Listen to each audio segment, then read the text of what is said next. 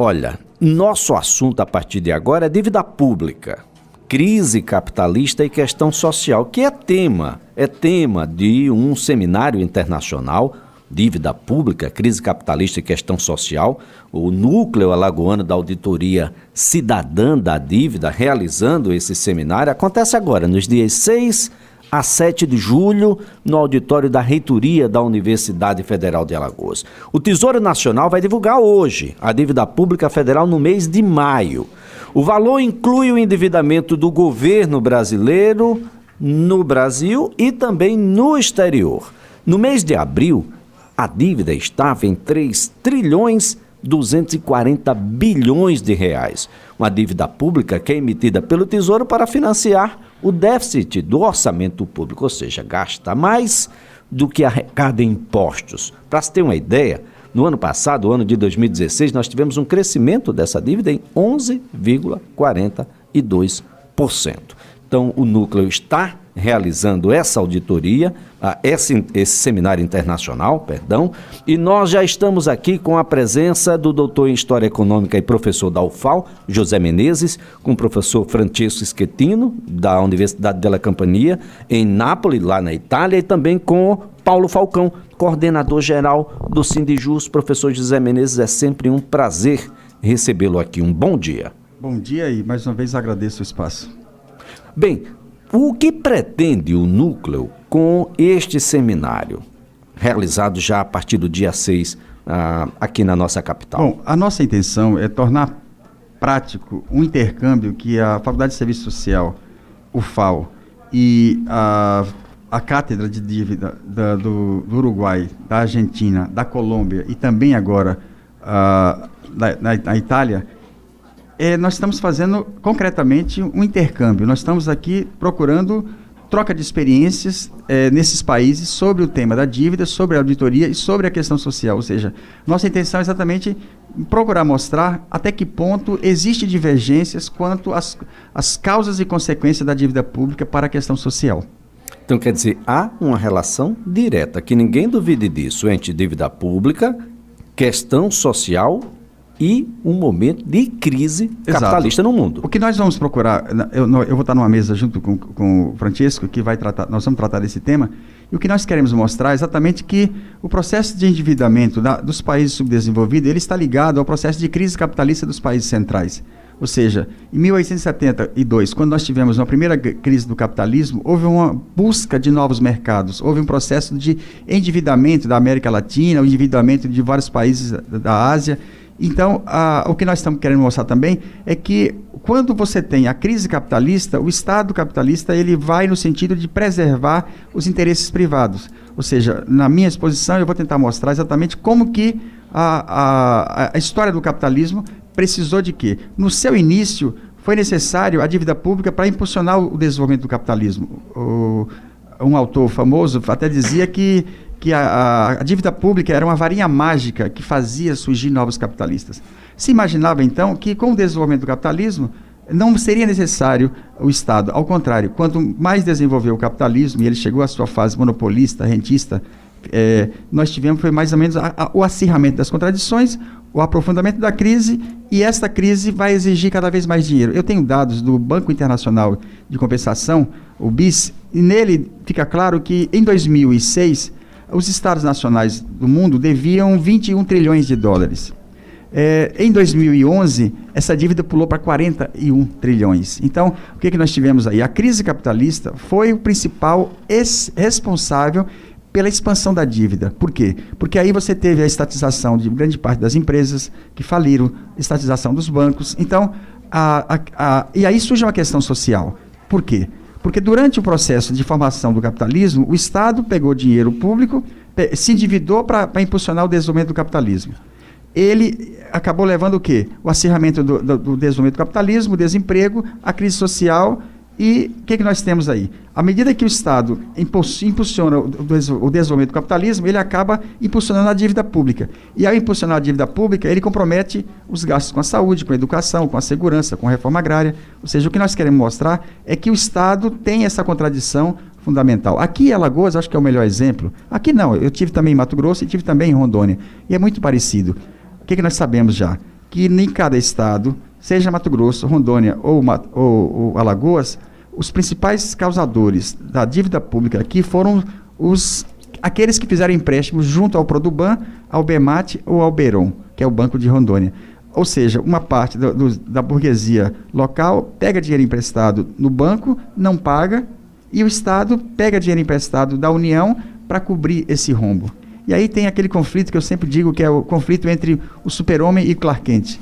Aquela namorada dele nunca percebeu que a cara de um era a cara do outro. Ou seja, o que é que nós temos aqui? Os empresários de Mato Grosso eram também os gestores do governo.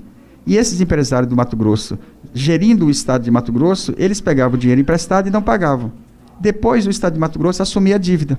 E aí, para pagar a dívida, eles deixavam de gastar com saúde, com educação, com aquilo que é fundamental para a população. Então, a questão social não deriva só da forma capitalista de produção, mas essencialmente também da forma de gestão privada do Estado, porque é o conflito entre o público e o privado.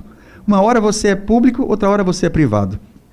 Uma hora você pede dinheiro emprestado do BEMAT e você é o agente privado. Mas na outra hora você é o agente público, porque você está na gestão do próprio BEMAT. É a mesma coisa do Produban, a mesma coisa do Beron. Em Rondônia, chegou ao caso do Banco de Rondônia emprestar dinheiro para o time de Ji-Paraná. Um time de futebol fez empréstimo ao banco estatal para bancar um time de futebol, para mostrar os extremos de como que os agentes privados na gestão do Estado acabam por comprometer as finanças públicas e depois ele responsabiliza o quê? Ele diz que a culpa é do governo. Mas, na verdade, ele é governo e ele é o agente privado. Então, nesse seminário, nós pretendemos exatamente mostrar isso, de que forma o Estado é gerido para favorecer quem? Quais são as classes? Aqui, dos dados que nós já temos, nós podemos dizer o seguinte: os mesmos que fizeram a dívida de Alagoas são os mesmos que se beneficiaram dela e são os mesmos que agora querem, com a justificativa de pagar a dívida, eles querem fazer a reforma da Previdência, eles querem aumentar a alíquota do serviço público, de imposto da Previdência de 11 para 14, eles querem acabar com o concurso público, eles querem acabar com a CE, privatizar a CEAL, privatizar a Casal, eles querem criar OS para o HGE, para o CEPA, ou seja, é muito importante que a população saiba que quando ela chega no hospital e não tem atendimento, a culpa não é do servidor público, a culpa é daquele que está na gestão do Estado. E às vezes quem está na gestão do Estado aparentemente representa o público, mas não. Um exemplo bom é aquela senhora, aquela deputada que falava assim, no dia que ela votou no impeachment, ela falou: sim, eu voto sim pelo meu marido, que é um exemplo de gestor da prefeitura de Montes Claros. Não, na prefeitura mineira. Na prefeitura mineira, no dia seguinte, o que aconteceu? Ele foi preso pela Polícia Federal porque, segundo a Polícia Federal, ele estava pegando dinheiro do SUS para transferir para o hospital privado dele e o que ele queria? Acabar com o público para depois o privado dele, que é fruto do dinheiro público, ser ofertante e o Estado pagar para ele. É esse o dilema que nós estamos vivendo. Ou seja, a gestão do Estado, ela é um elemento causador da dívida pública e da questão social agravada. Bom, nós teremos participando desse seminário, que é internacional, 5 universidades. Universidades do Brasil, Universidade do Uruguai, Argentina, Colômbia e Itália. Bom, nós estamos aqui com o professor Francesco Schettino, da Universidade della Campania, em Nápoles, na Itália. É um prazer recebê-lo aqui, professor. Lembrando que o meu italiano é simplesmente inexistente. O meu português também.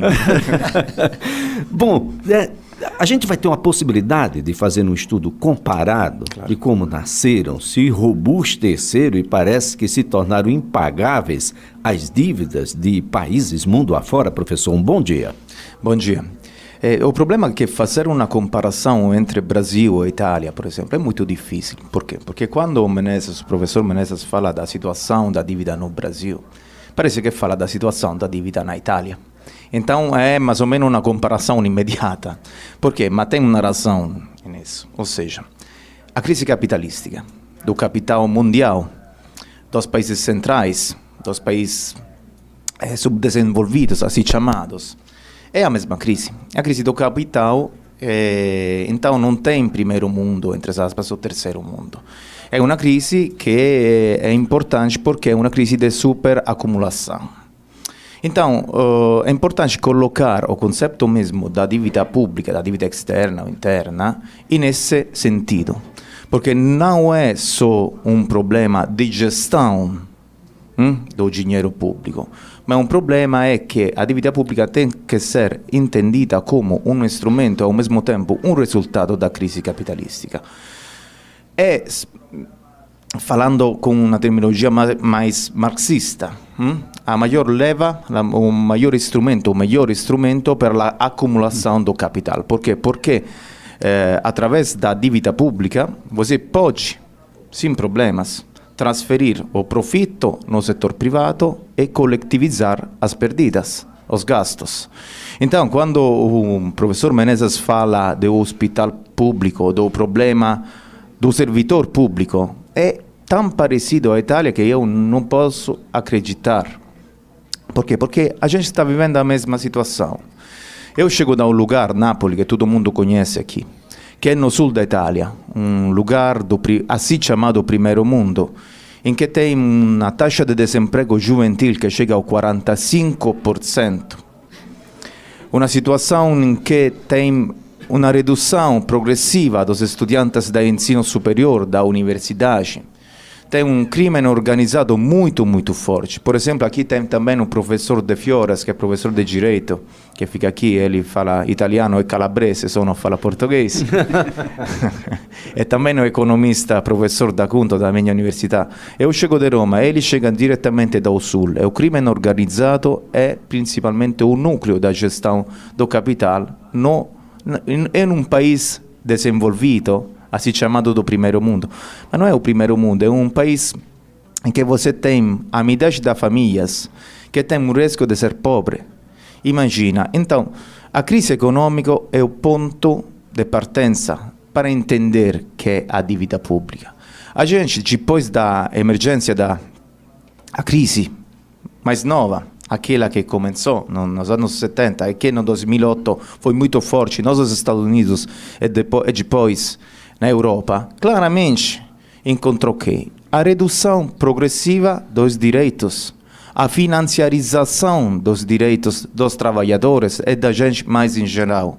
Que significa isso? Que a dívida pública foi gestida do capital internacional para reduzir os direitos dos trabalhadores com reformas trabalhistas, com um provvedimento jurídico chamado Fiscal Compact, que significa que você pode perguntar direitos só se tem bastante dinheiro. É um mudamento completo do paradigma do que era o assim chamado deficit spending, que seria a base do bem-estar, do modelo de bem-estar depois da Segunda Guerra Mundial.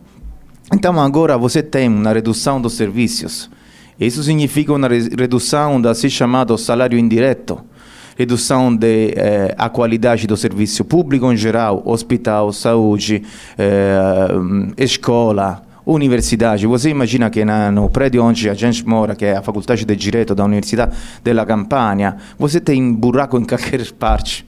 Parece o terceiro mundo, mas é o terceiro mundo. De verdade, não existe o primeiro, o segundo, o terceiro mundo. Existe o mundo capitalista.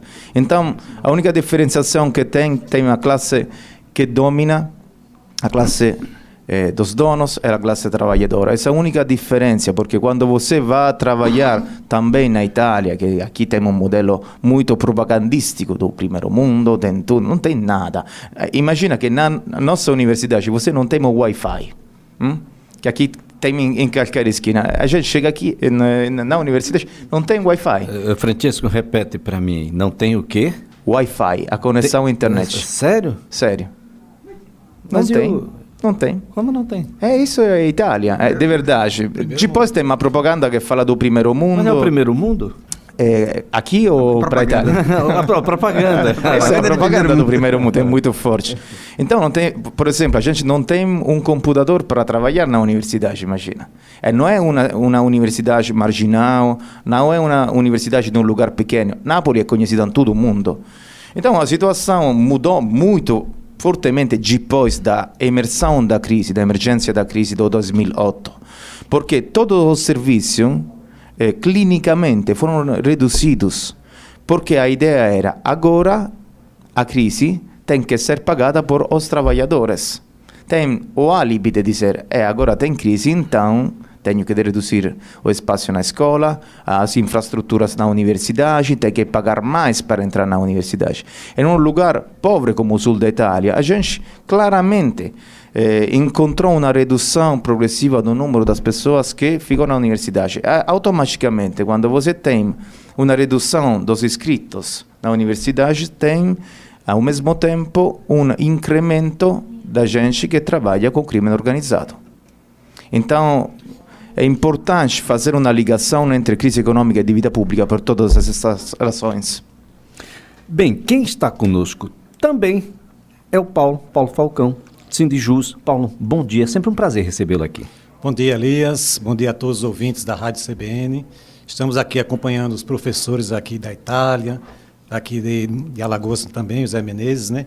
Para mostrar a importância dos sindicatos se apropriar dessa ferramenta importantíssima na discussão sobre a dívida pública, como instrumento de acumulação do capital e de desserviço a toda a população. É nesse sentido que nós constituímos aqui em Alagoas o Núcleo Alagoano da Auditoria Cidadã da Dívida Pública, onde nós temos na figura da Maria Lúcia Fatorelli, a coordenadora nacional, e na figura de José Menezes, nosso coordenador estadual aqui. Da mesma forma do Sindijus, o Sindifisco e outros sindicatos que também vêm se aproximando e integrando nosso núcleo aqui alagoano. De que maneira tem sido o comportamento das instituições agora quando passam a ter acesso a informações que antes eram super privilegiadas?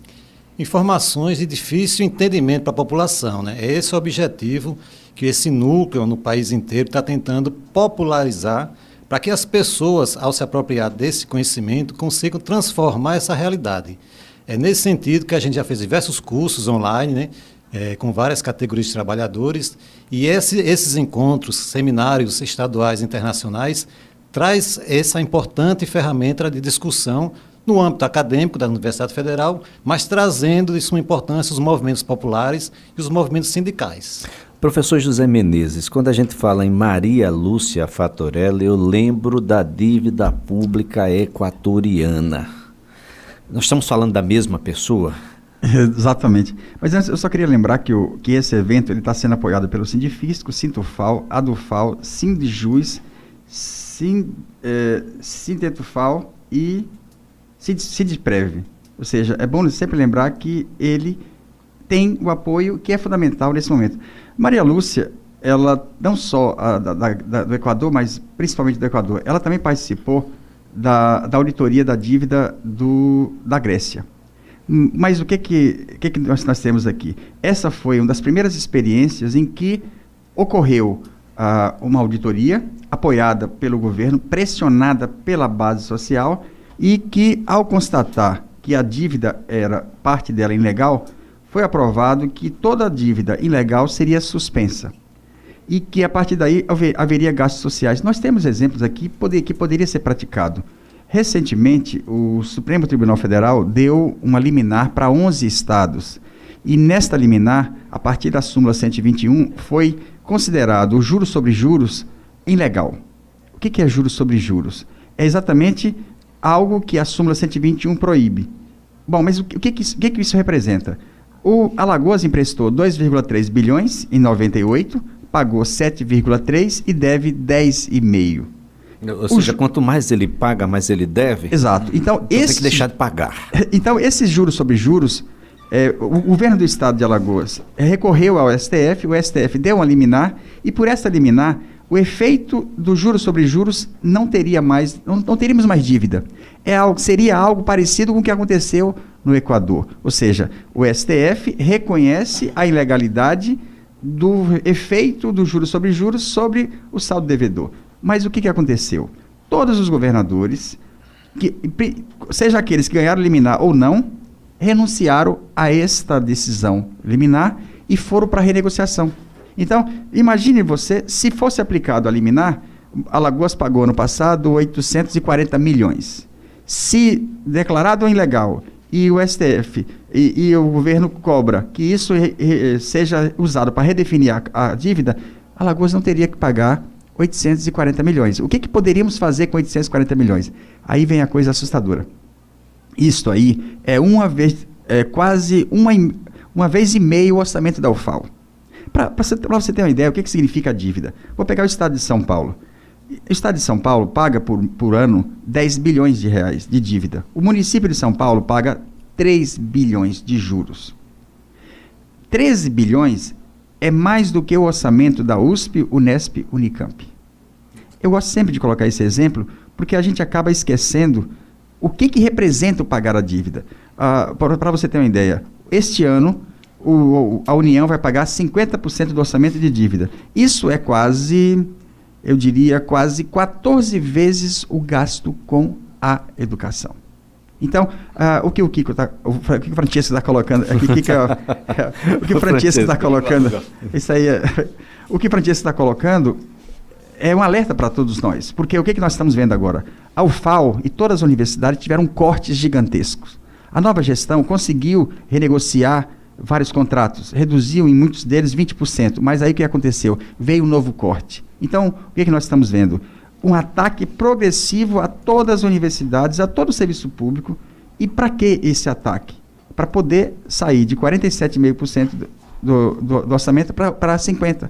Então, é muito importante alertar, o que o Francesco está dizendo, é que o nosso futuro pode ser esse. Nós corremos o risco, se não lutarmos, se não denunciarmos o governo que está fazendo esses cortes, agora mesmo, ele cortou o dinheiro da educação para pagar os passaportes. Ou seja, o que nós vemos é que quem está na gestão do Estado está apenas preocupado com a garantia dos bancos. Mas aí que está. Quem é que ganha com a dívida? Porque se nós respondermos essa pergunta, nós vamos responder de onde vem o dinheiro. Quem ganha com a dívida são aqueles que compram o título da dívida pública. E o curioso é que são os bancos. Os bancos que já tiveram lucros gigantescos, agora, com a privatização da reforma, com a reforma da Previdência, com o ataque com a PEC 143, que é o fim do SUS, quem que vai ganhar dinheiro com o fim da Seguridade Social? São o Bradesco, que vende o Saúde Bradesco, o Sul América, que vende o Sul América Saúde, ou seja, os bancos estão vendendo o plano de saúde e se beneficia com a destruição da saúde pública. Os bancos estão ganhando com a previdência privada. Por quê? Porque os bancos, ou eles vendem a previdência aberta, ou eles ajudam a administrar os fundos de pensão. Então, o que nós estamos correndo aqui é um risco a pergunta que eu faço é, para que serve o Estado? E nós temos um exemplo, lá na cidade que meu pai nasceu, em Oliveira dos Brejinhos, que lá o prefeito inaugurou um quebra-mola. É uma coisa irônica, mas mostra o quê? O Estado se especializa cada vez mais em quê? Em cobrar impostos de pobre, e de pagar a dívida pública e de acabar com todos os direitos sociais. Então, esse seminário, de 6 a 7 de julho, na UFAL, a partir das 8h30, tem como objetivo justamente o quê?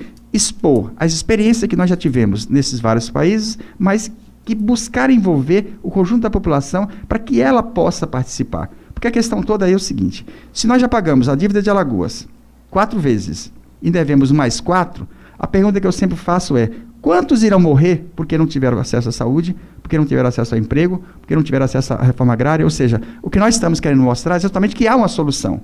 Mas essa solução pressupõe, primeiro, conhecermos a realidade, por isso nós pegamos todos os documentos oficiais, por isso nós estamos fazendo uma análise, mas nós queremos mais. Nós queremos que essa auditoria, tal como está na Constituição de 88, ela seja feita criando uma frente parlamentar na Assembleia Legislativa para cobrar do governo a efetivação da auditoria. Porque o que nós precisamos saber agora é exatamente como que se deu o processo da dívida para sabermos quais foram os responsáveis e quais são as suas consequências. Ou seja, esse seminário tem como objetivo exatamente tornar público a etapa que nós já temos de auditoria. Olha, super importante que haja uma predisposição. Uma coisa que aconteceu lá no Equador, pelas palavras que peguei aqui do professor Zé Menezes, é que o governo estava junto, por pressão popular. Uhum. Mas há que se ter uma boa vontade estatal. Até hoje as pessoas estão em dúvida, a Previdência é ou não é deficitária? Que rombo é esse de que nós estamos falando? Como estabelecer desvinculação de receita, um ADRU, de onde não há receita, de onde não há o que desvincular? Há uma série de perguntas que tem que deixar de ser as respostas sigilosas. e elas precisam ser honestas, sinceras, verdadeiras. Qual é o governo que não quer deixar de pagar 850 milhões de reais e investir no seu próprio lugar? Na sua própria gestão, se for um umbigo maior do que o resto do próprio Estado. O fato é que há que se ter muita coragem por parte de alguns, infelizmente tem que partir de alguns, mas há que se ter um pensamento de longevidade. Como é que vão estar os meus filhos, os meus netos, etc. Uma dívida que se torna a cada dia maior. E a gente precisa, de uma certa forma, nos revestirmos de uma civilidade. Nós precisamos gostar desse lugar. Nós precisamos gostar das pessoas.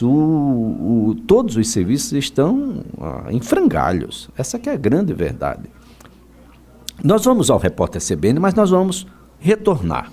E nós vamos retomar. Vamos tentar conhecer como é que o governo italiano, por exemplo, lida com a sua própria dívida.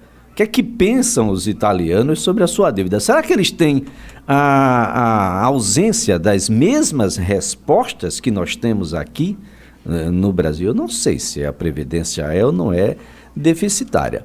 Pelo que eu conheço das fontes de renda para a Seguridade Social, é para a gente ter muito dinheiro em caixa lá e a gente deve estar bancando muita coisa. Um outro ponto de discussão é o sistema tributário brasileiro, que é extremamente regressivo.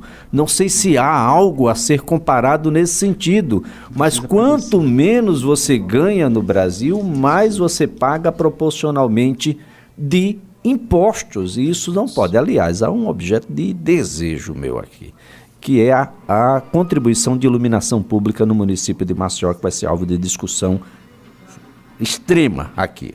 Você acompanha agora o Repórter CBN. Voltamos a conversar sobre o Seminário Internacional Dívida Pública, Crise Capitalista e Questão Social. Acontece agora entre os dias 6 e 7 de julho, no auditório da Reitoria da Universidade Federal de Alagoas. Nós estamos aqui com o professor José Menezes, professor da Universidade Federal de Alagoas, o professor Francesco Schettino, da Universidade della Campania, em Nápoles, na Itália, e também com Paulo Falcão, que é o coordenador geral do Sindicato dos Trabalhadores da Justiça Federal aqui no estado de Alagoas. Bom, professor Francesco, eu deixava uma pergunta no bloco anterior. Como é que o governo italiano tem trabalhado a questão da dívida? É parecido com o que faz o governo brasileiro, com o que faz outros governos mundo afora? Sim, é tudo muito parecido. Por quê? Porque é o resultado da mesma dinâmica, como falei antes. O que significa isso? Significa que a palavra-chave para entender tudo o que aconteceu depois do 2008 é privatização. Privatização dos serviços públicos. A propaganda é: tem que privatizar o serviço público porque gasta demais. Porque tem que reduzir os gastos do Estado. Então, o que significa isso? Reduzir o salário indireto dos trabalhadores. Reduzir o serviço da saúde, reduzir o serviço do ensino superior, da universidade, reduzir, por exemplo, também as pensões, que seria o salário dos aposentados. Então agora temos um problema muito grande aqui no Brasil, você sabe, porque temos um monte de italiano que queria chegar a viver aqui, porque na Itália não pode viver com o salário depois da aposentadoria. Por quê? Porque aqui você estava falando do problema como se chama aqui? Da Previdência? Da Previdência, é isso. Na Itália tem mais ou menos o mesmo problema. E a coisa mais importante, falando do ponto di vista do capitale internazionale, e in particolare do capitale italiano, e non solo do capitale italiano, è che a privatizzazione da previdenza è un momento fondamentale, perché a propaganda fala assim: o Estado não tem bastante dinheiro, tem que respeitar o assim chamado fiscal compact, que seria que o que vai gastar deve ser igual a quanto vai ganhar o Estado com taxa. Então, se você não tem bastante dinheiro na caixa do Estado, tem que cortar gastos. como cortar gastos, por exemplo, com a Previdência. Então, o que vai acontecer? Vai acontecer que os fundos privados dos Estados Unidos, da Europa em geral, da Itália, de todo o mundo, vai haver, nessa situação, uma ocasião de lucro incrível. Imagina que um professor universitário, como, por exemplo, o Salvatore D'Acunto, que agora não está aqui, está na casa, provou a entender quanto seria a previsão de aposentadoria. Ele achou mais ou menos pouco mais de 1.000 euros. Pouco mais de 1.000 euros. Que 1.000 euros é nada na Itália. É nada. Imagina que para alugar um apartamento em Roma, em Nápoles, vai pagar exatamente 1.000 euros. Então tem um problema muito grande desse ponto de vista. E agora tem um outro problema que é um falso problema geracional, se diz aqui. Ou seja, agora, como já falei antes, tem uma geração juvenil, a faixa assim chamada de millennials, ou seja, da gente que nasceu depois dos anos 80, 90, que não tem trabalho. Não tem trabalho, e quando tem trabalho, é trabalho precário. Então tem trabalho muito ruim, sem uma possibilidade de programar a sua vida. E agora, essa tipologia de gente aqui, essa geração, está vivendo com um salário e com a aposentadoria do avô. Então, quando o avô vai a morrer, porque é normal que depois um pouco o avô vá a falecer, o que acontece? A gente tem uma geração inteira de trabalhadores, então não é um problema geracional, mas um problema de classe, isso é muito importante, que nos próximos anos não tem trabalho, não pode mais trabalhar, porque depois que terminou o ensino superior, depois que terminou a universidade, quando você não tem trabalho por 10 anos, depois não vai mais trabalhar, porque não é mais produtivo para o sistema capitalístico, não é mais produtivo para o lucro. Então, agora estamos esperando, em particular na Grécia, na Itália, na Espanha, no Portugal, ou seja, nos países em que a crise capitalística matou, como se diz,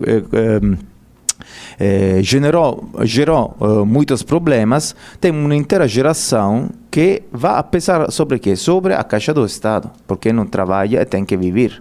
O que vai acontecer? Que ninguém se engane, né, Francisco? Nós temos uma luta interminável entre capital e trabalho. Claro. É uma luta de classe, que se revisita o tempo todo. Zé Menezes, inclusive, a reforma da Previdência e Direitos Sociais é uma das mesas redondas, dada a sua importância. Quando a gente fala em Grécia, a gente sempre lembra, mesmo quem está do lado de cá apenas assistindo às manchetes ou às informações que a notícia, a imprensa brasileira dá, um dos elementos fundamentais para a concessão de, entre aspas, benefícios para a Grécia e a permanência entre os países do euro era exatamente as questões sociais. Os aposentados, a questão da previdência, a dificuldade de se chegar de ter acesso a uma aposentadoria, a qualidade de vida, a vida digna.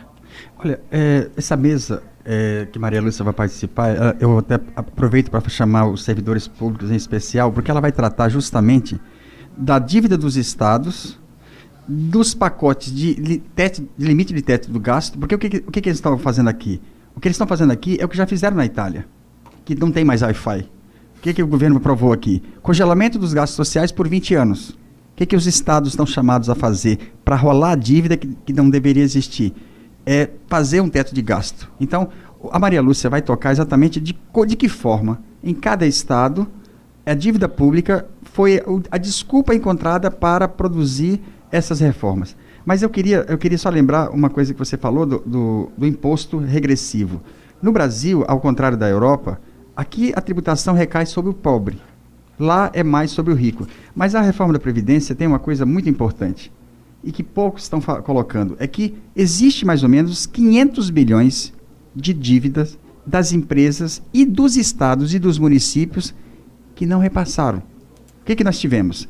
Muitas empresas, por exemplo, JBS, Banco Itaú, a JBS deve quase 3 bilhões. Como é que acontece isso? O trabalhador vai para a JBS, paga a sua parte da Previdência, ela não repassa a parte que você pagou e nem a parte que o patrão deveria pagar. muitos estados, muitos municípios simplesmente pegaram o dinheiro que o trabalhador contribuiu, não pagou a sua parte. Então, olha só, 500 bilhões de reais é o dinheiro que está faltando. Mas só que eu acho que tem uma coisa que também é muito importante, que ao mesmo tempo que o Estado diz que não tem dinheiro para pagar os gastos, para garantir os gastos sociais, o que nós estamos vendo no Brasil é uma verdadeira farra da renúncia fiscal. Vou pegar o caso de Alagoas. O Estado de Alagoas, para esse ano, vai deixar de arrecadar 522 milhões de reais. Isso é quase o que seria gasto com a saúde. Mato Grosso, onde eu estive recentemente, é mais claro. Em Mato Grosso, a renúncia fiscal para esse ano é de 2,4 bilhões.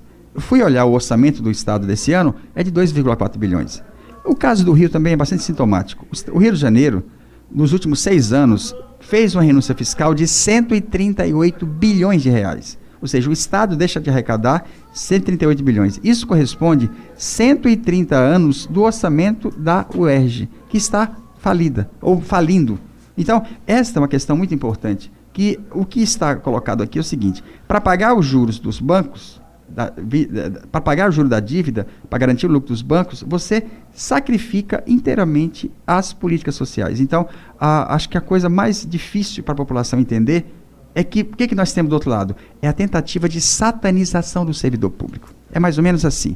O servidor público é privilegiado, ele ganha muito, os seus direitos aumentam os gastos públicos e isso ameaça os investimentos privados. Essa demonização do servidor público, ela tem que ser combatida. E a população, quando chegar no HGE, ela tem que perguntar o seguinte: quem que é o responsável pela política de gestão desse hospital? Não é aquele trabalhador que está ali, que a maioria é terceirizado, que a maioria está sem receber salário, a maioria está sem reajuste, está sem concurso público. Ou seja, o que nós temos que tentar colocar para a população é localizar que quem está na gestão do Estado não está comprometido com aquele espaço público. Está mais comprometido com o quê? Com a destruição do espaço público, porque o que vai surgir à frente? Quando você acaba com o Hospital Geral, é o que o Francesco falou agora há pouco, o que você tem, na verdade, é a privatização. Mas o que é a privatização? A privatização é exatamente a não permissão ao público. Mas aí que está. Eu sempre lembro disso. Eu tenho um plano de saúde, que não vou referir o nome, mas eu tenho um plano de saúde que só me atende num raio de 40 quilômetros. Só que eu viajo eu dou aula em Santana do Ipanema, e quando eu passei mal em Marimbondo, quem me atendeu foi o posto de saúde de Marimbondo. Ou seja, a defesa do SUS é algo fundamental. E Zé Menezes, vende-se uma falsa ideia de que a expertise privada é sempre dotada de sucesso, de credibilidade, de que tudo o que acontece na iniciativa privada é bem sucedido. Esta é a ideia. Agora, quem foram os principais responsáveis pela crise capitalista de 2008? Foram as grandes empresas, foram os grandes bancos, foram os aplicadores de bolsa, foram os agentes privados que não só gerenciam o privado, mas eles também gerenciam o público. Porque essa é a questão. A gente sempre esquece de que quem está na gestão do Estado não é a representação da população, por mais que seja votado. Então, esta é uma coisa que nós temos que desmistificar. Os agentes privados são os responsáveis pela crise do setor privado e pela crise do setor público, porque são eles que estão na gestão. Agora, para a população é muito difícil, porque se você pegar Ana Maria Braga, ela já disse que tem que fazer uma previdência privada. Um personagem da novela, que eu não sei qual, mas me disseram que ele já disse que tem que fazer previdência privada. Se você for pegar os principais comentaristas de economia, eles estão dizendo isso. O que nós temos, na verdade? Nós chamamos isso que o sistema da dívida, ele comanda os meios de comunicação. Então é ele, ou seja, os bancos comandam os meios de comunicação e são os bancos que plantam isso. Porque olha só, reforma da Previdência. Se você for pegar o que está na Constituição, a Constituição vai dizer o seguinte: a Seguridade Social, ela tem que ser bancada pelo trabalhador, pelo seu patrão e pelas outras formas, que seriam as contribuições sobre o lucro, sobre os juros. O que o setor financeiro está dizendo? Ele criou uma metodologia em que ele não respeita a Constituição. Porque se você for pegar o que está na Constituição e todos os tipos de contribuição, não há déficit. Não tem como. Não gente, há déficit. Com cursos de prognóstico, a tua Mega Sena que tu joga, parte e vai para lá. Então, não há déficit, mas mesmo assim, se você pegasse e cobrasse das empresas e dos estados e municípios que não estão pagando a Previdência seria 500 bilhões. Então, o que você tem aqui? É uma desigualdade muito grande, porque, ao mesmo tempo, o setor privado tem renúncia fiscal em todos os estados. Ao mesmo tempo, tem a Lei Candir. A Lei Candir é a lei que desobriga as empresas exportadoras de pagar imposto. Então, se nós não fizermos uma análise aprofundada da estrutura de intervenção do Estado, nós acabamos caindo nessa falácia. E aí que está. E aí todo mundo vai dizer o seguinte, então temos que privatizar. Mas espera aí, o que aconteceu com a CAPEM? A Previdência Privada, e ela faliu em 83, foi o maior escândalo do Brasil. O que está acontecendo com a Previdência Privada dos fundos de pensão? Estão quebrados, estão falidos. A Previ, da Caixa, o da Petrobras, eles perderam bilhões. Por quê? Porque você apostar na Previdência Privada é você esquecer a história. Na Argentina, ela foi privatizada em 95 e ela foi reestatizada porque faliu. No Chile, nós estamos tendo passeata de 2 milhões de pessoas. Por quê? A Previdência do Chile está igual ao que ele está falando da Itália. Se lá um professor, final de carreira, vai ganhar 1.000 euros, 1.000 euros é o salário mínimo de lá. Ou seja, nós temos uma situação em que a experiência de Previdência Privada é um desastre. E, no entanto, o que o governo está dizendo? Olha, privatiza a Previdência que vai melhorar. Não vai melhorar.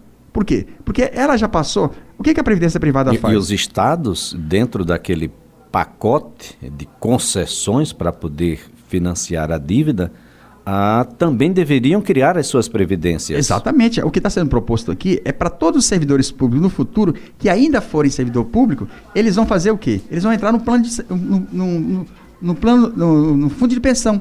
Então, o que nós estamos querendo dizer?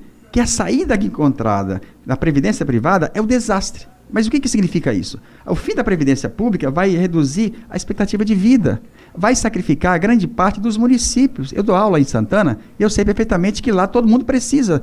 7 mil santanenses vivem da Previdência. Se acabar com a Previdência Pública e ninguém vai se aposentar, isso vai ter um reflexo econômico gigantesco. Por quê?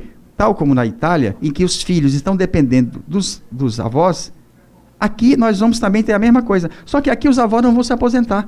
Os jovens não se empregam, os avós não se aposentam, e nós vamos viver de quê? Eu fico imaginando o porquê desse silêncio municipalista, porque a grande maioria dos municípios vivem, e essa é uma renda maior do que o fundo de participação dos municípios, das aposentadorias, das pensões, dos benefícios assistenciais, aqueles de prestação continuada, do idoso, da pessoa com deficiência, que é o dinheiro que movimenta lá a vendinha lá do seu José, a feirinha lá da banca de verduras da Dona Maria. Esse dinheiro circula lá dentro. Eu fico imaginando, eu não sei como é que isso acontece lá na Itália, Francisco, de como todo esse conglomerado se relaciona, porque ele se relaciona. Essas coisas não estão num mundinho lá presos, não, eles saem, eles têm tentáculos nos outros lugares. A situação da Itália em geral é muito complicada. Por quê? Porque tem imagina que a Itália chega de um período, nos anos 80, anos 90, bastante bom em termos de economia em geral. Como já falamos antes, a luta de classe, então, relações de forças entre trabalhadores e capital foi muito favorável à classe trabalhadora, em particular depois do segundo conflito mundial. O problema é que depois dos anos 80, anos 90, o período assim chamado do neoliberismo, tudo mudou. E mudou em particular por quel que riguarda o sindacato, o trabalho sindical, l'organizzazione politica in geral. Então, nos últimos 20, 30 anos, o problema principal do ponto de vista político é que não tem mais uma capacidade de agregação. Então, tem muitos problemas na condivisão, de compartilhar. Algumas batalhas que poderia ser muito boa desse ponto de vista. Se você vai ver, Valer, isso eu acho que vai falar Salvatore da Cunto na fala no seminário, de como a parte do PIB, che foi ganhato do salário se reduziu no último período, ao mesmo tempo vai ver como a luta política dos trabalhadores contra o capital acabou completamente, você tem uma clara contradição. Então, o problema que a gente vai encontrar nesse período é que tem, da uma parte, tem uma regressão de relações de força contra os trabalhadores e, da outra parte, uma grande dificuldade na organização do conflito. Isso significa que tem não só uma geração que é aquela mesma de que falou o Menezes, que tem dificuldade em colocar-se politicamente e na estrutura econômica do país, agora e no futuro, mas tem também uma, como se chama aqui, uma superestrutura, ou seja, o poder político que agora, na Itália, assim como em outros lugares, vai a mudar muito, no sentido que uma forma mais despotista che no passato e sta provando a acabar tutto o che può acabare in un conflitto. Ou seja, as categorias de esquerda e direita, categoria da democracia burguesa, dos últimos 30 anos, agora começam a acabar. Você sabe que tem na Itália, na França, nos Estados Unidos, muitos movimentos de direita, muitos movimentos fascistas, que chegaram a ser muito autoritários. Então agora tem um problema de reunir as forças trabalhadoras para fazer um fronte comum contra, por exemplo, isso que é nada mais que um tentativo do capital de ganhar mais dinheiro em uma fase de crise do capital contra os trabalhadores. Olha, tem uma pergunta aqui do nosso ouvinte, o advogado Dr. Paulo Breda. Ele perguntando aqui, qual o segredo da Alemanha? Ou a Alemanha é mais um produto de marketing mundial? É o seguinte, a União Europeia, ao ser criada, ela criou a moeda única, o euro. Ao mesmo tempo, ao ser criada, ela reduziu todas as barreiras entre os países. Então, ao reduzir as barreiras tarifárias, o que vai acontecer? A Alemanha é a grande beneficiada da União Europeia, porque ela é o país mais competitivo. Então, ela vai exportar seus produtos, ela vai conquistar o mercado na Espanha, na Itália. Ela vai ter uma situação superavitária. Então, a Alemanha, inclusive, é um dos poucos países em que não teve mudanças políticas. Angela Merkel continua e seu partido continua. Mas o que nós temos agora? Nós temos o risco de colapso da própria Alemanha, porque o sistema de endividamento que se montou favoreceu ao sistema bancário alemão. Hoje, o Deutsche Bank está com riscos sérios financeiros. Por quê? Porque a Grécia está em colapso, Portugal está com risco de colapso, a Itália, todos os principais países que, ao entrar na União Europeia, eles praticamente recorreram apenas ao sistema privado para rolar a sua dívida. Então, a Alemanha, ela é a grande vitoriosa da União Europeia. Então, mas isso não deixa ela hoje imune. Mas também o que nós temos hoje? Nós temos o risco do euro e nós temos o risco da própria União Europeia. Nas eleições, o que nós temos? A Grã-Bretanha saiu da União Europeia e nós temos vários países querendo sair. O euro está em crise, a União Europeia está em crise. Muito bem, eu quero apenas lembrar de que as inscrições para esse evento são gratuitas e serão realizadas no auditório da Reitoria da Universidade Federal de Alagoas e haverá, inclusive, a entrega de certificados. Agradecendo aqui, professor José Menezes, agradecendo aqui ao Paulo, que quase não falou aqui, né, Paulo?